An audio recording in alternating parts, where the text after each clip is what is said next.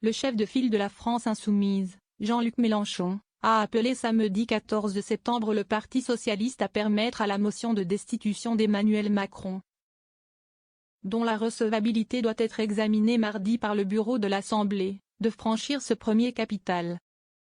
Pour que la motion de destitution commence son parcours, il faut d'abord que ce soit transmis par le bureau de l'Assemblée à la commission des lois de l'Assemblée nationale, a exposé Jean-Luc Mélenchon lors d'un meeting au stand de LFI à la Fête de l'Humanité, à Brétigny-sur-Orge, Essonne. Nous vous demandons d'accepter de transmettre.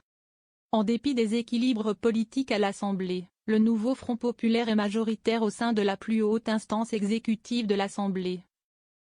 Une partie des macronistes ayant fait défection au cœur de la nuit le 20 juillet pour élire les secrétaires du bureau.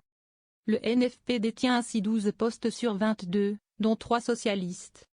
Selon Jean-Luc Mélenchon, communistes et écologistes ont dit qu'ils voteraient la transmission, mais nous attendons de connaître la position du Parti socialiste. Le PS n'a pas voulu se joindre à la motion, comme l'a reconnu Jean-Luc Mélenchon. Mais nous ne vous demandons pas d'être d'accord. Nous vous demandons d'accepter de transmettre, et de laisser la commission des lois se débrouiller, a-t-il plaidé. Au total, 72 insoumis, 6 écologistes et 3 députés réunionnais proches de LFI ont signé le texte. Les députés divisés.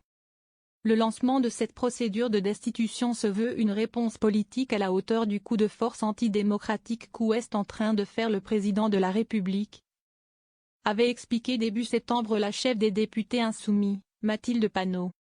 Mais une bonne partie de la classe politique se montre très sceptique quant aux chances de succès de cette procédure, notamment en raison de l'opposition du Sénat. Tout cela si du cinéma, ça n'aboutira pas, avait balayé le député RN Sébastien Chenu.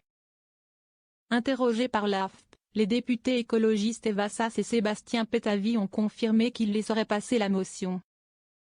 La motion est recevable, il ne serait pas démocratique d'empêcher le débat sur la destitution, a argué Eva Sas.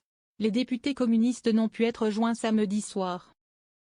L'ancien président socialiste et député François Hollande a lui indiqué au journal Sud-Ouest qu'il ne s'associerait d'aucune façon à une procédure qui vise à remettre en cause nos institutions, recommandant de ne pas y donner suite.